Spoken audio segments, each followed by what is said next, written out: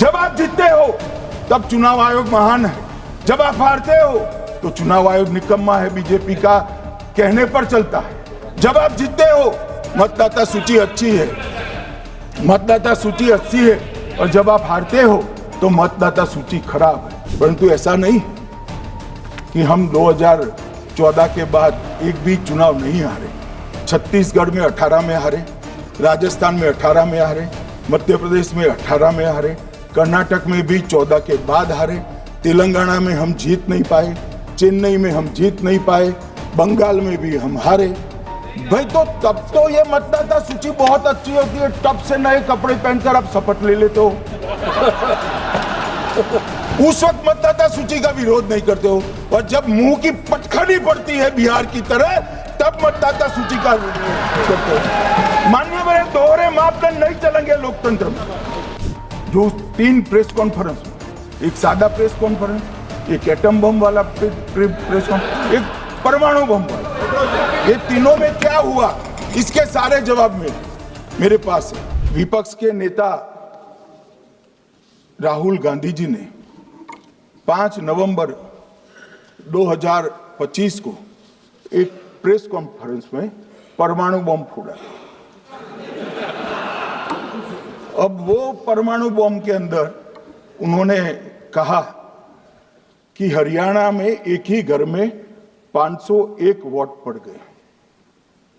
चुनाव आयोग ने इतनी स्पष्टता करी कि हाउस नंबर 265 कोई छोटा मकान नहीं है, और 1 एकड़ का पुश्तैनी प्लॉट में अनेक परिवार बस रहे हैं, मगर वहां हर परिवार के घर का नंबर नहीं दिया गया है, इसलिए सब जगह हाउस नंबर 501 दिया गया। और एक परिवार की तो 3 पीढ़ियां साथ में रह सकती है। और पुराने नंबर से ही जब हरियाणा में कांग्रेस की सरकार चुनी गई, तब से ये नंबर इसी तरह से चल रहा है। ये ना कोई फर्जी घर है, ना फर्जी वोटर है। मान्यवर, वोट चोरी का नैरेटिव बनाने के लिए मान्यवर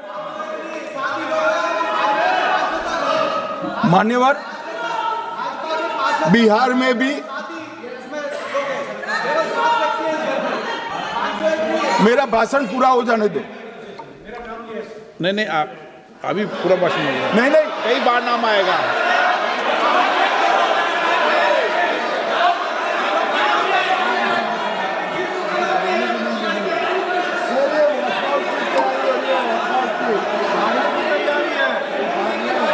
माननीय सदस्य, 2 मिनट बैठिए, मैं कुछ बोलना चाहता हूं। 2 मिनट बैठिए, मैं एक मिनट। माननीय सदस्य, 1 मिनट। मान्यवर, मेरा विपक्ष के नेता से एक निवेदन है कि 2 मिनट सुन ले मुझे, बाद में उनको बोलने का मौका दीजिए। मान्यवर, 2 मिनट। मान्यवर, मेरा आपसे विनम्र निवेदन है, मैं आधी रात तक बैठने के लिए तैयार हूं, मुझे कोई आपत्ति नहीं। मेरा भाषण समाप्त हो जाए, अरे सुनिए ना भाई, सुनो ना, 2 बड़े बोलते हैं तब बीच में नहीं बोलते। मान्यवर, मेरा भाषण समाप्त हो जाए। प्लीज नहीं। मान्यवर, मेरा भाषण समाप्त हो जाए बाद में, इसमें जितने भी मुद्दे विपक्ष के नेता खड़े करेंगे, मेरी मर्यादा में इसका जरूर जवाब दूंगा, मुझे कोई आपत्ति नहीं। मेरा विनंती इसलिए है मान्यवर,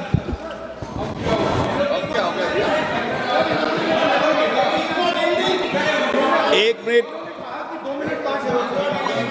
उनको पूरी बात करने दें। हाँ।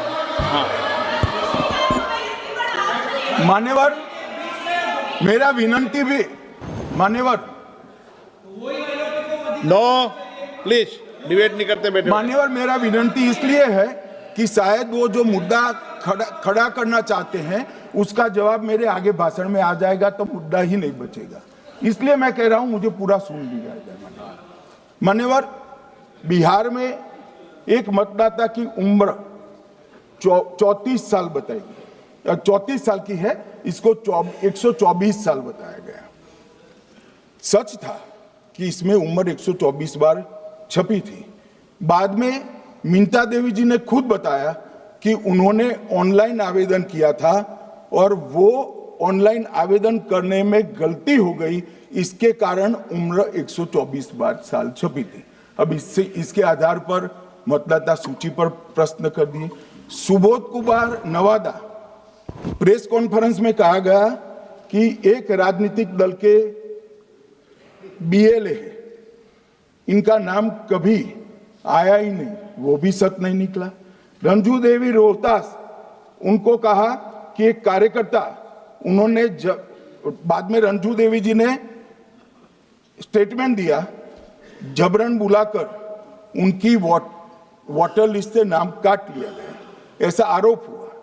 तो रंजू देवी ने यही कहा कि कांग्रेस के कार्यकर्ताओं को कहने पर मैंने गलत जानकारी दी थी।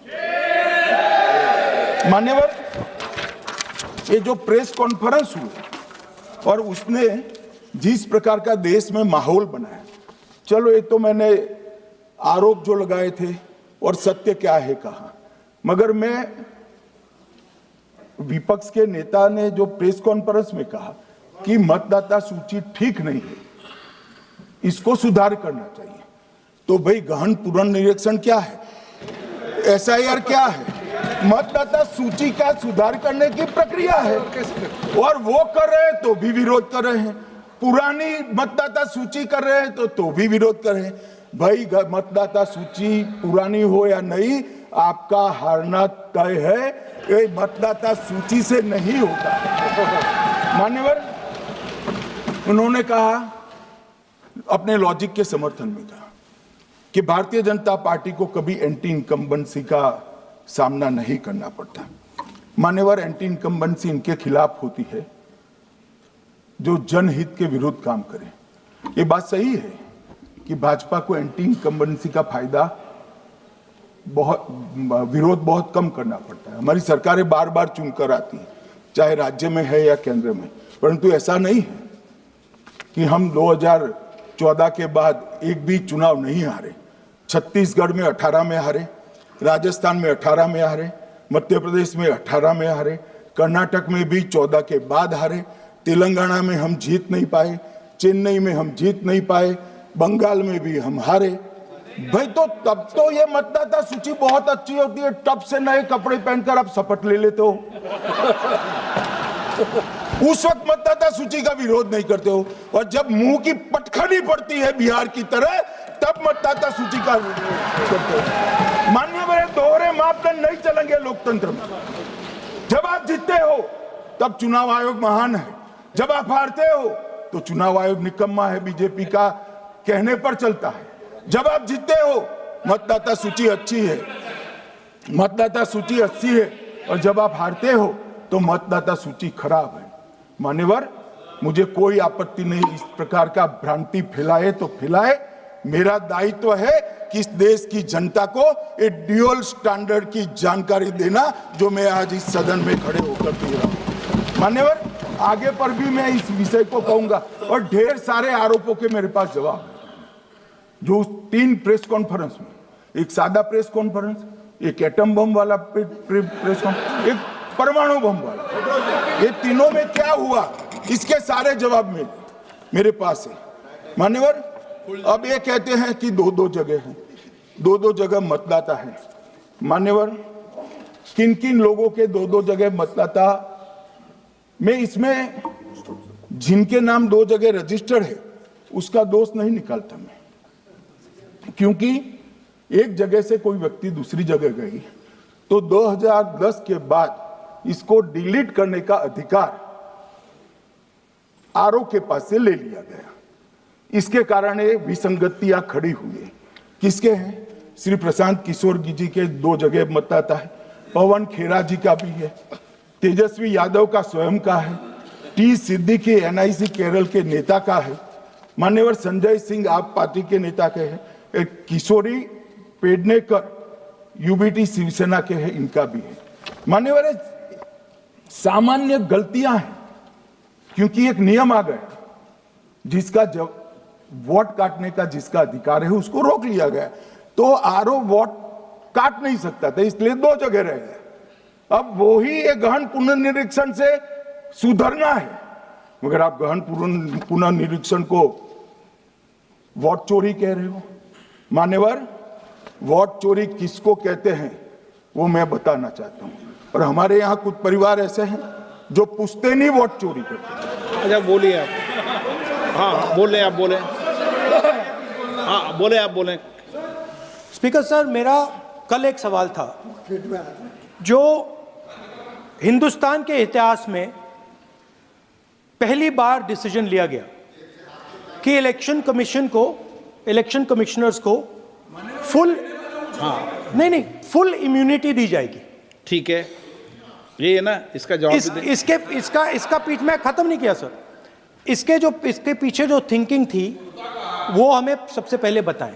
ठीक है। दूसरी बात, नहीं, हरियाणा की जहां इन्होंने बात की, इन्होंने एक उदाहरण लिया, वहां पर अनेक उदाहरण हैं। वो भी आपने दिया था ना, 19 वो भी आपने दिया था, इसलिए दिया वो भी। 19 लाख वहां पे फेक लोग वो उदाहरण आपने दिया था, इसलिए उसका जवाब दिया। और ये भी हमें बता दीजिए, actually let us have a debate on my press conference. Let us go, let us have very good idea, let us have a debate on the press conference.